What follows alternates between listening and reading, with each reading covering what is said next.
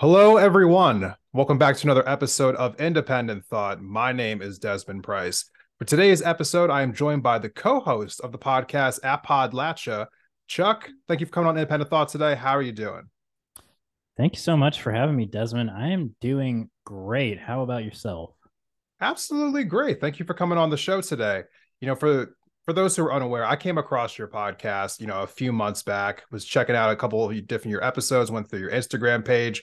Really love what you guys have going on. You and your co-host Callie, who is not with us here today, but wish her nothing but the best of health right now. The one thing that kind of struck me was I'm always fascinated by people who are talking about progressive politics, in certain parts of the country that are more rural, more defined by, I guess you would say conservative politics. But before we get into all of that, let me just ask you off the top here. Why did you start this podcast and what was the goal in mind when you did start it? Yeah, so I started it along with a previous co-host of ours, John Eisner, back in December 2019. He ended up having to leave the show for unrelated reasons, not because he had any issues with the show. But we started in December 2019 because we felt like progressive voices were underrepresented from Appalachia just in general, but especially in like the podcast arena and new media in general. And so we really wanted to have an outlet for us to just express our opinions about the place that we love and care about so much. We were both from West Virginia. I, at the time and currently still live outside of West Virginia, and he still lives there to this day. And my current co host lives there to this day. But we wanted an opportunity to really talk about the issues that we care about, because oftentimes when Appalachia is covered in the media, it's covered either inaccurately or leaning into stereotypes, or often people just associate it with right wing politics and Mm-hmm. Republican politics. And so we wanted to, I guess, provide a counter narrative to what has traditionally been covered about Appalachia. And so that's why we started it. The impetus was excuse me. The impetus was basically in 2018. John had run a local campaign for House of Delegates in West Virginia. I helped manage that campaign in a very, very Republican district. And although he did well, he didn't do well enough to win. But we wanted to take the issues that we were talking about in that campaign and keep talking about it, basically, because those issues still were relevant then and they're relevant now. And so that's what led to it. And at the time, I don't think there was really any other podcast quite like ours, and I don't think there really is one now, at least to the extent of what we've done. But I think it's also been, kind of evolved into a platform where we want to lift up other voices that people may not know or be aware of from Appalachia, people that we think folks both from the region and outside it should be aware of. And so that's what we're trying to do with our platform that we have now. You spoke about some of the stereotypes that people have, of Appalachia. I mean, I could imagine what some of those are. I think I've heard some of them a lot. Obviously, when people are covering that area, people are always talking about like, oh, well, these people, like they feel these things. It's always like these, I guess you would say, obviously, as you were saying, like these mischaracterizations of people who live in that area. But what is the one stereotype that you hear the most that you just feel, I guess, the most annoyed by? Oh man, it's hard to narrow it down to one. I think it's just uneducated. Hmm. And the thing about stereotypes is that they're often grounded in a modicum of truth, but that truth is exploited and exacerbated beyond reality. And that's really the case. I mean, every issue is a stereotype in Appalachia. You can find that issue anywhere. Inbred people, like cannibal hillbillies, like they cover in Wrong Turn. Maybe you won't find cannibal hillbillies everywhere, but um uneducated, toothless, don't have shoes, backwards thinking, super like right leaning Republicans everywhere, poor, all those things. And you can find that anywhere in the country. But I think the uneducated one really rubs me the wrong way, because I think it implies both a level of misunderstanding about the people and a level of misunderstanding about what being educated means. It doesn't mean holding a 4-year degree from an Ivy League institution. It could mean just somebody who is extremely knowledgeable about their field and their vocation. And so I think that one just really bothers me because people would look at someone like my dad, for example, as uneducated because he didn't go to college. My dad's one of the smartest people that I've ever met when it comes to mechanics and fixing small engines, because Hmm. that's what he did when his entire life that he worked at a aluminum and manganese plant. And so I think that one kind of personally bothers me.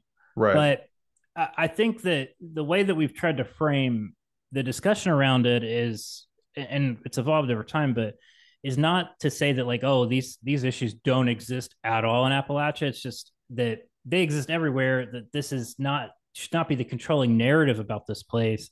And in fact, there's a lot more to this region than meets the eye or that people may be aware of. So, given the fact that, while there might be a diversity of opinions as far as, political opinions are concerned in that area, we do see the fact that, like you have your Joe Manchins of the world coming out of states like West Virginia. Obviously, the area is now mostly controlled by Republican politics.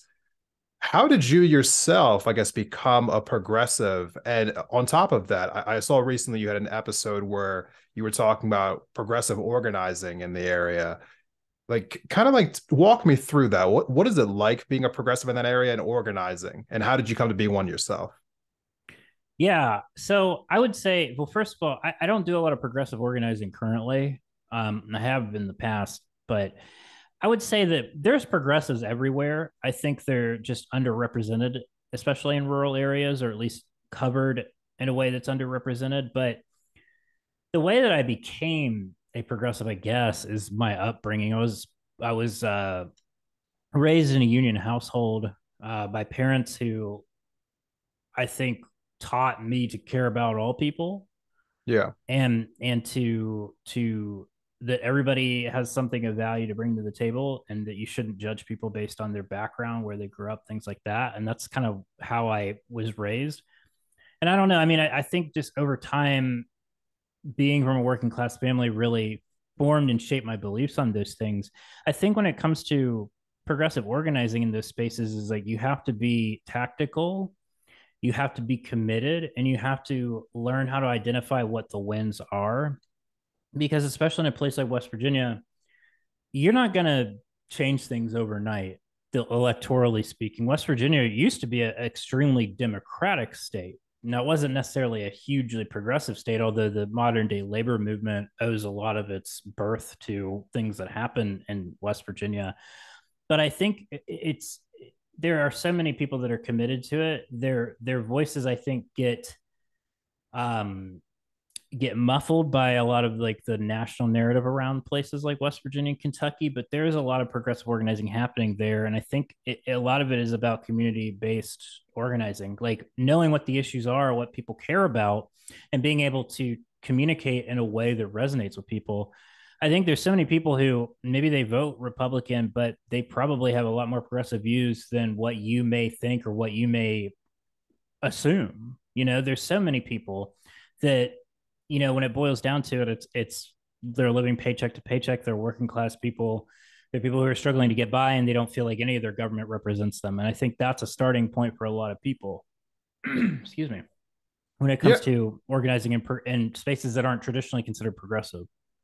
Yeah, that's actually the perfect lead into the next thing I wanted to ask you, because I think we live in these insular bubbles now. Besides just the communities that you live in real life, it's also the online communities that we're all in. The algorithms of the world have us kind of just like sucked into kind of seeing the same thing over and over again. And when it leads you to believe, that the way that you're thinking is probably the only way that you're thinking. And so when you see some other thought, it seems so foreign to you. But I guess living in a place like that and talking with people who, are going to be seeing things differently from you, and kind of going back to the time where you were doing a little bit of organizing, what was the thing that you found the most common ground with, when talking to people who did, I guess, feel different politically?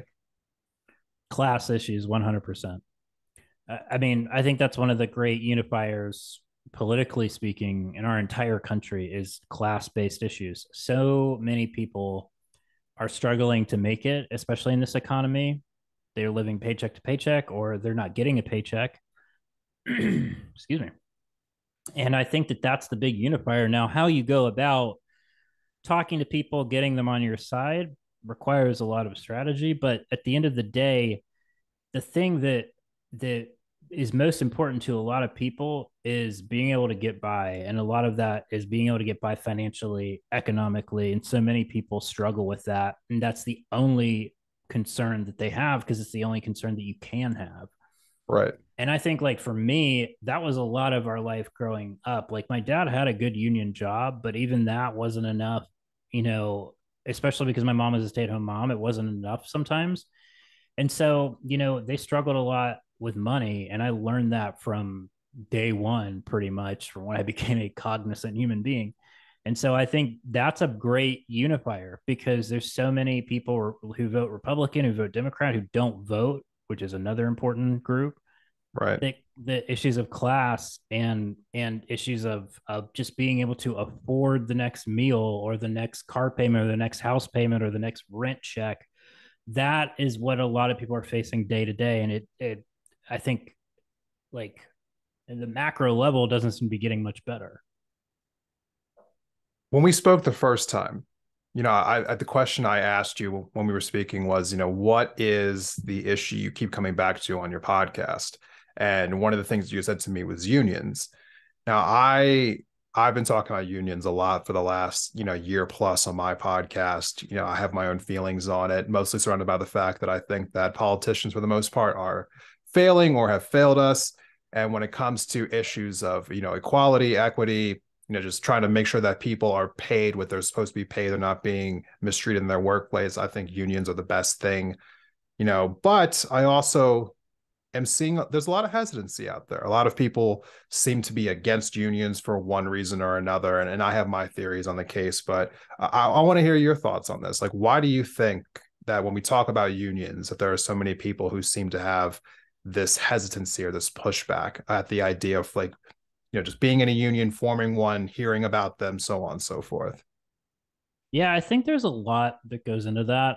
Certainly, there's a lot of misinformation about it. I think a lot of people in corporate settings or at the C-suite or some level above, messaging or convincing people that it's going to cost them more money or it's not going to be beneficial to them, and that they're not going to see that difference in their paycheck, or that they won't have the level of independence that they want.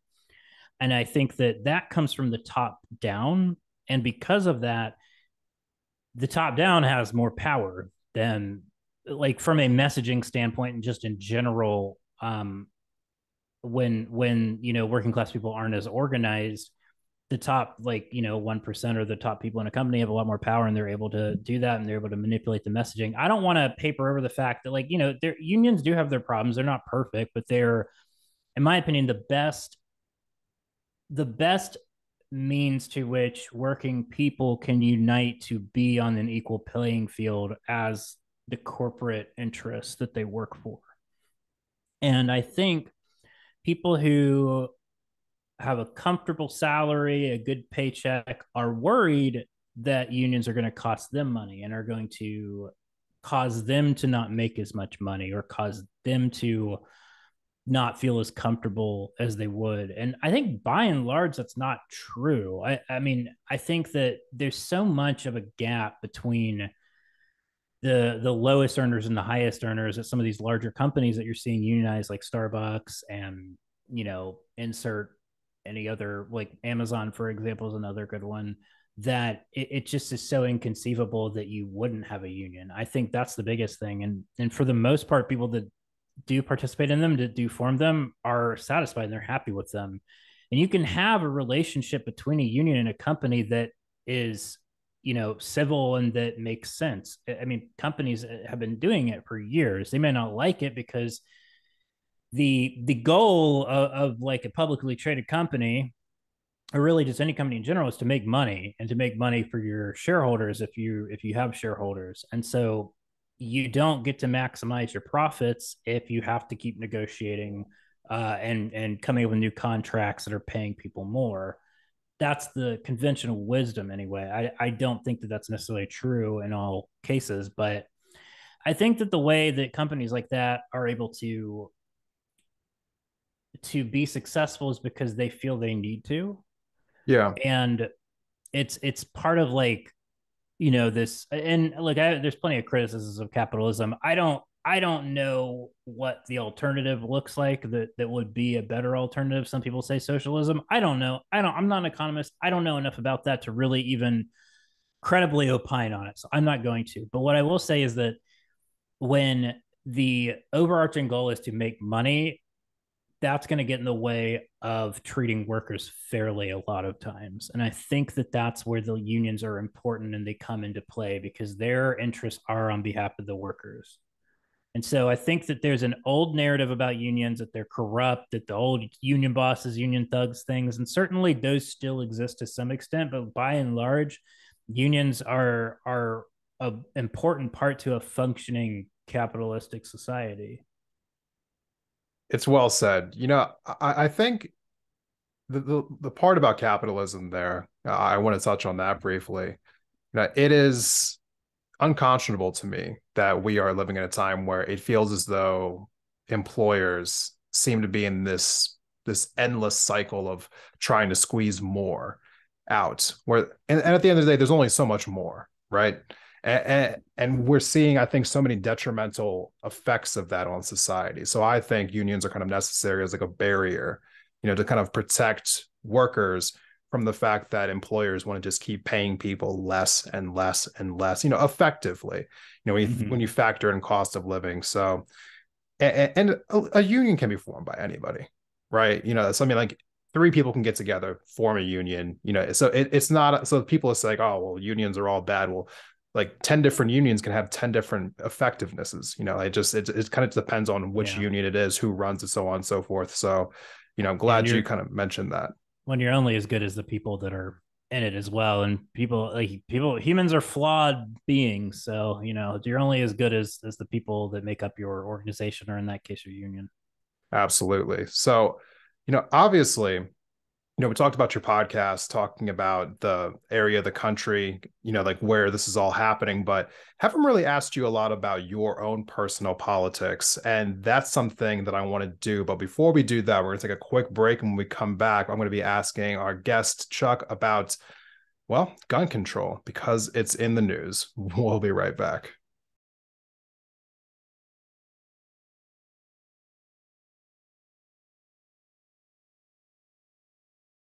Welcome back from the break, everyone. Thank you for sticking with us through this episode of Independent Thought. So before we went on the break, I had mentioned that I kind of wanted to ask you a little bit more about your personal politics. Obviously, if someone's coming to your podcast, they're going to want to know a little bit more about like who you are as a person, as a political commentator. And this issue is an issue that just keeps coming back up time and time and time again. Obviously, at the time of this that we're recording this, it's in the news once again. Mass shootings happening in America.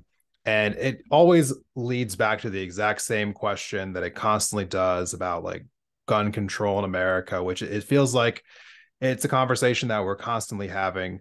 But the angle that I want to take with it is a little bit different, because I think when you hear the phrase gun control, it feels like it means something differently to different people. And that's kind of like where I want to bring this to you personally. When you hear the phrase gun control, what does it mean for you, especially as somebody who grew up in a part of the country that's a little more rural? And, like, how do you think that we need to move forward with the issue of guns in America? So when I hear the term gun control, I just immediately cringe, but not for the reasons that maybe people would think. I think it triggers something in me of like, okay, this is going to be another instance where nothing's going to happen.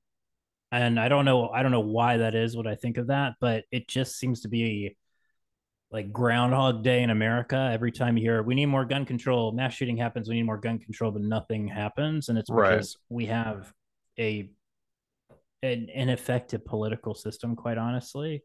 Yeah. At least at this point in our existence as a country. I think first of all, reframing it as it's a gun violence problem, number one, because so much of shootings, like there's mass shootings, there's also a lot of suicides that happen with handguns. And I think that when you reframe it as a gun violence problem, it's not as immediately alienating to people who are going to be very charged to oppose anything and everything that you do. Rhetoric is obviously not everything, but I think it's a starting point. The fact of the matter is like something has to change in this country, and we're gonna have to try different things. And the thing that is going to happen is it's no public policy you can prescribe is going to prevent every mass shooting or even potentially the next mass shooting.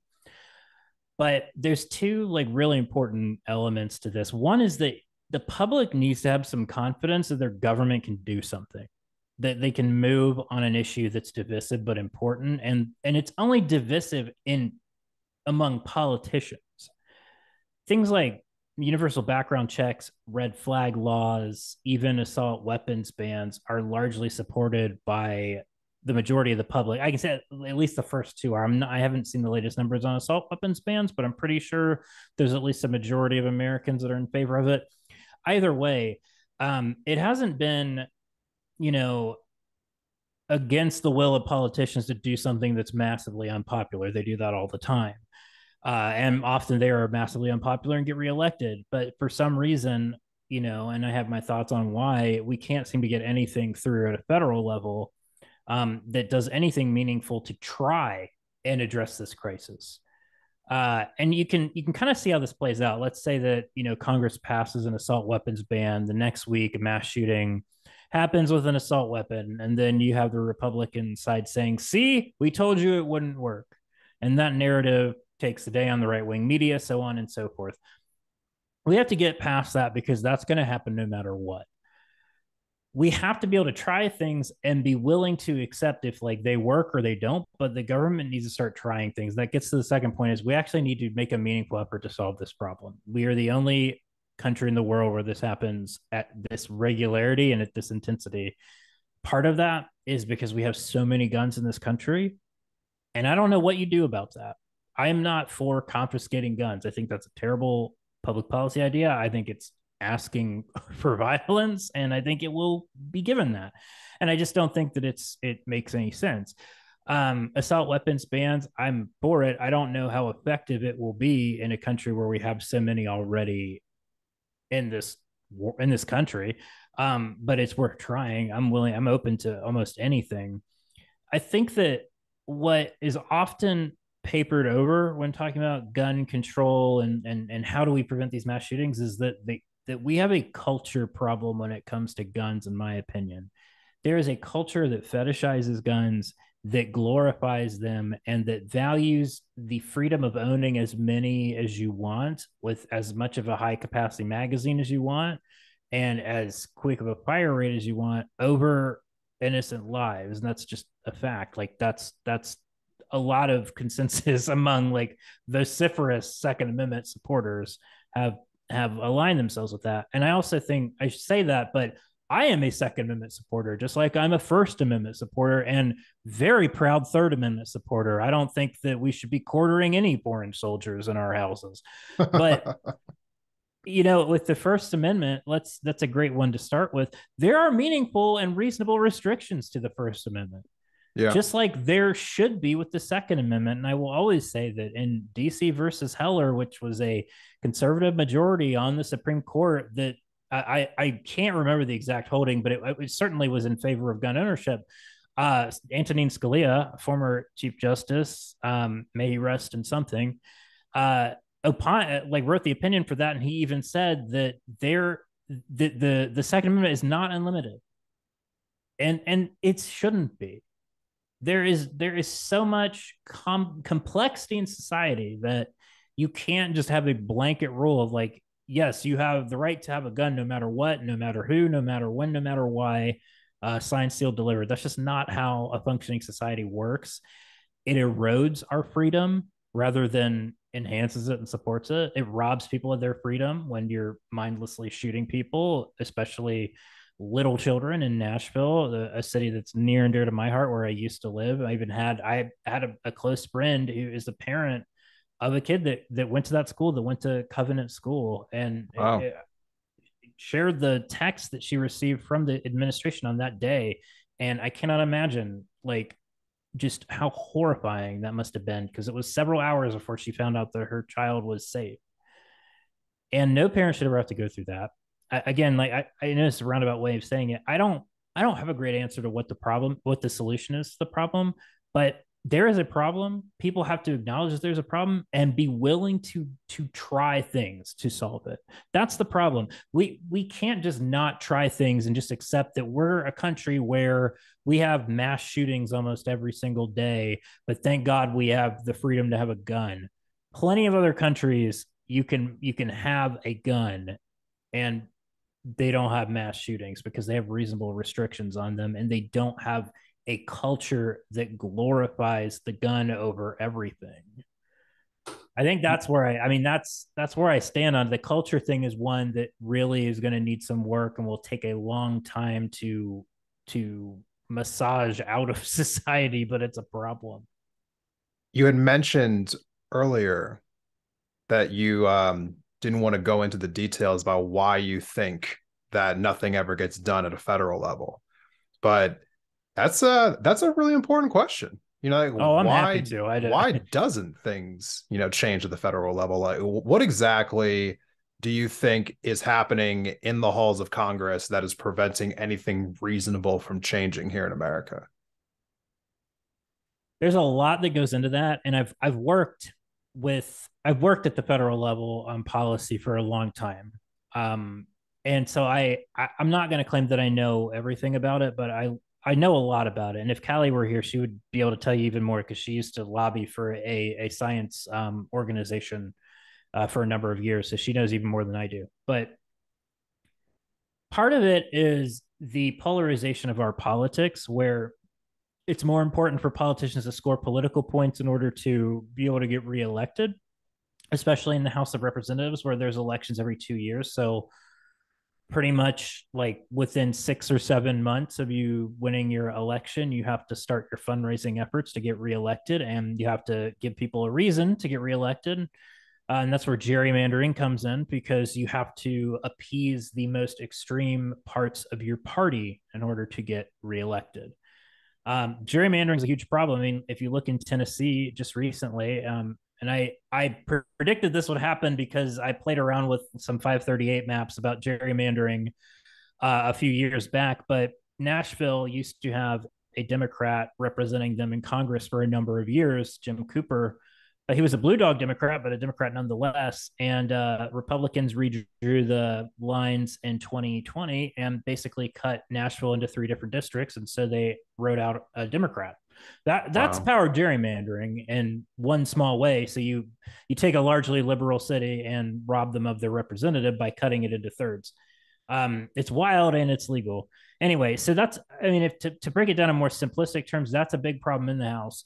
Big problem in the Senate is the filibuster rule, which is basically, for lack of better explanation, it takes 60 votes to get anything passed. It's not a simple majority. If we were governing by a simple majority, I think a lot more would get done. And I think there would be a lot more politicians would have to take difficult votes, and therefore you would know their true colors and where they truly stand on issues. There's a lot of senators who hide behind people like Joe Manchin and Kirsten Sinema and Lisa Murkowski and the Republicans, and Susan Collins, who all 4 of them kind of go in the middle ideologically for the most part with voting. Right. There's a lot of Republicans and Democrats that hide behind them and let them kind of be the scapegoat. I don't know what the word is for it. The scapegoat, yeah. The blast door that holds off all the other scrutiny, because they know that they can do that in the states that they represent. And that's really, and it's an endearing quality if you're someone like Joe Manchin. You want to be able to have that those stripes to you. But so like my point with that, I kind of went off on a tangent. But if you had a simple majority vote in the Senate, then you would have a lot more votes happening, and then you would have a lot more senators that have to take a side when they don't normally have to take a side. Oftentimes things don't even come up for a vote because people just know that the filibuster is going to be invoked, that the cloture rule is going to be invoked, and they don't even take a vote on things.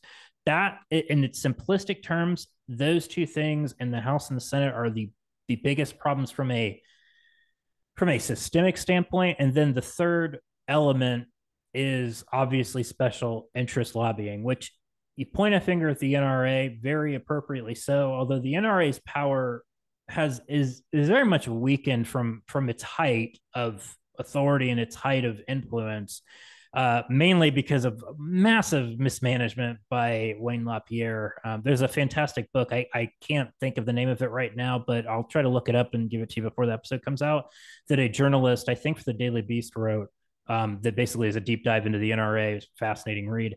But you have special interest lobbying that both reinforces what the politicians in Congress should be doing, but also creates a cult of personality at the constituent level, where you campaign on being an NRA endorsed. I got A+ rating from the NRA, endorsed by the state-based firearms association type thing, litmus test. I'll never do anything to take away your Second Amendment rights. Usually goes hand in hand with being pro-life, although I think that's changing Yeah.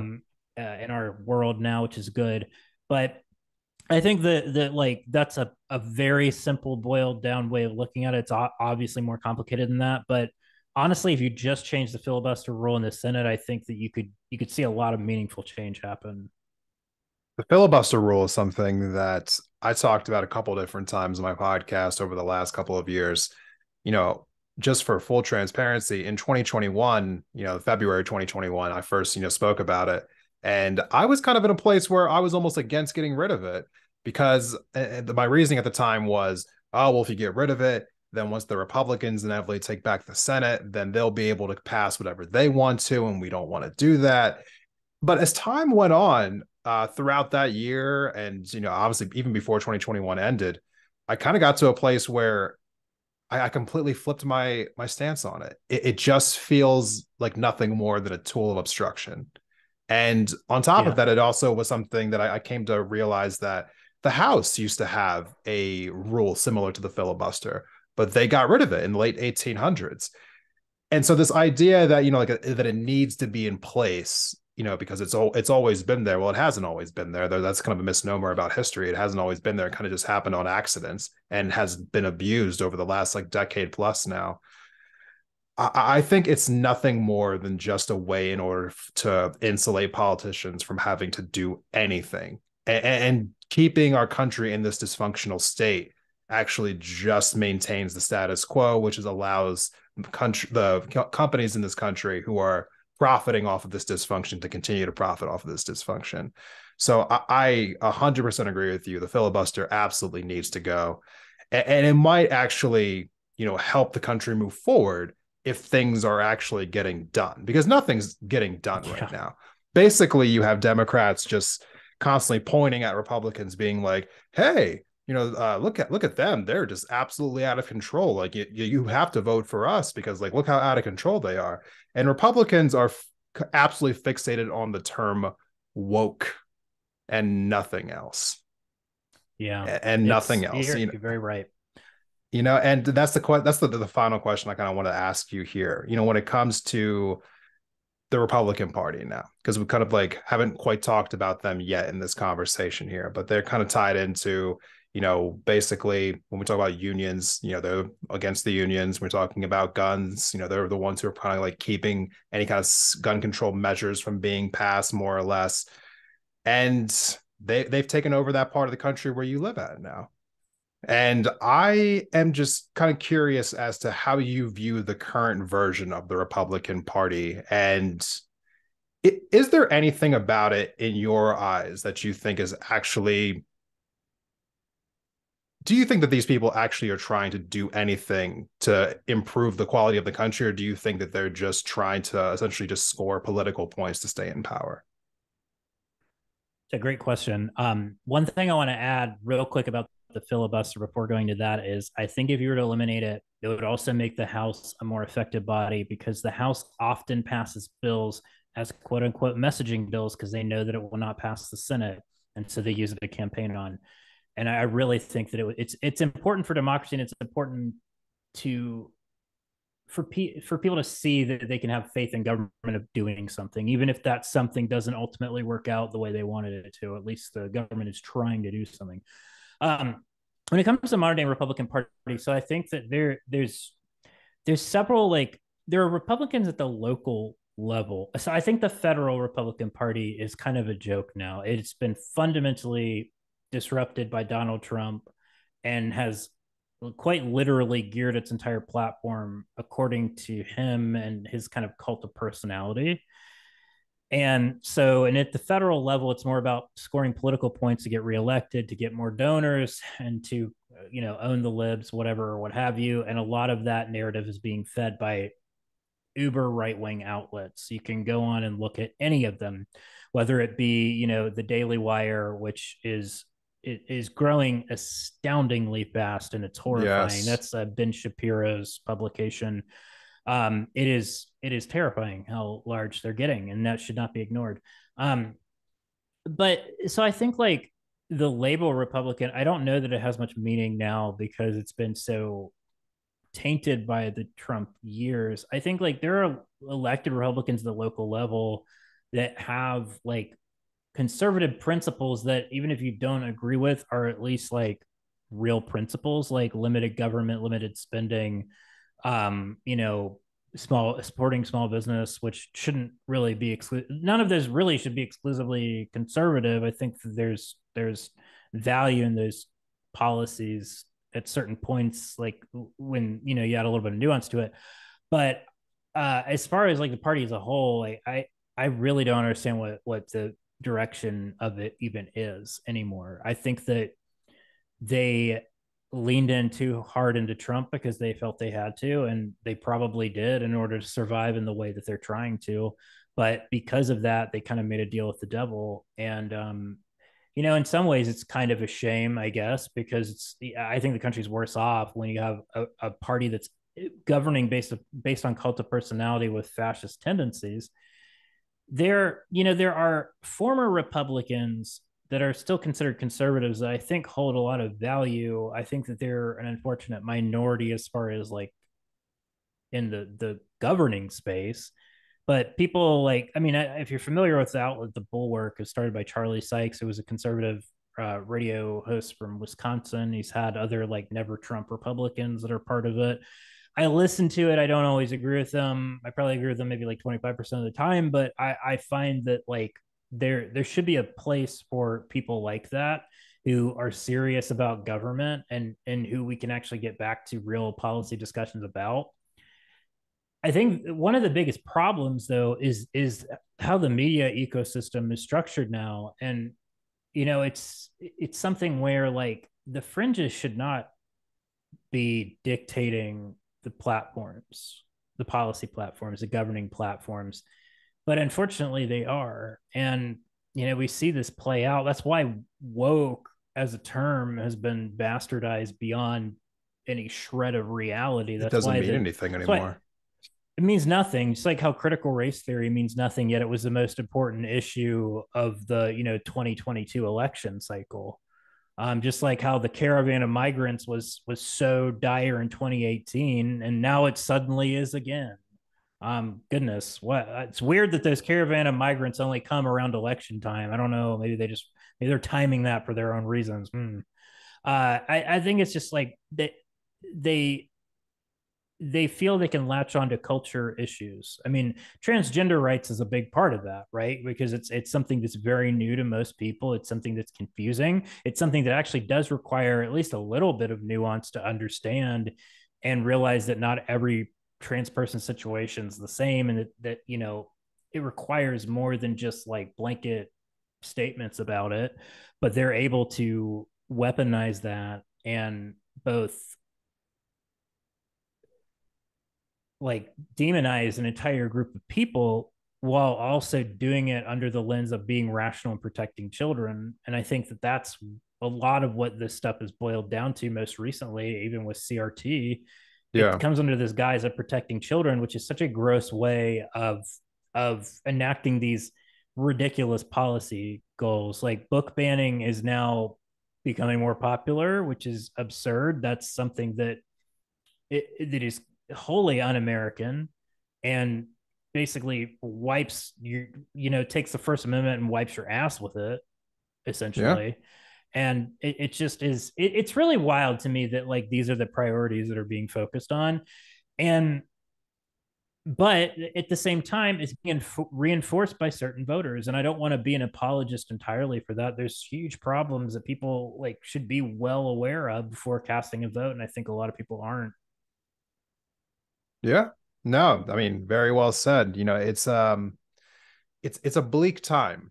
I'm not going to sugarcoat it. It is a bleak time because when I see, these book bans talking about like trying to take critical race theory out of the schools, trying to essentially, from in my personal opinion, it looks like trying to completely eliminate people's ability to transition in this country if they want to. Just that, I mean, the whole civil rights issue of that is just beyond belief. The Republican Party, I do not know what they stand for other than just trying to maintain power at this point. I don't see any functional, like reason for their existence other than just to exist, Yeah. But just retain power because they know they're losing a governing majority in the states. Yeah, they know that they're losing that, so they have to insulate their power as much as they can. Yeah, and in the process, just trying to find ways to hurt people, but also saying that it's actually them protecting people, which they're also doing that at the same time that they're rolling back child labor laws. But yeah, somehow they're still the party that's protecting children. With that being said, Chuck, thank you so much for coming on the podcast today. I really do appreciate it. For those who are interested, where can people find you and the podcast at online? Anywhere you find your podcast, Appodlachia, Appodlachia. You can find it there. You can go to our website, which is just the same name.com, and same handle. Our every social media handle is just our name, so you can look us up on there. Perfect. Thank you so much for being on the show today. Really do appreciate it. For those who are interested.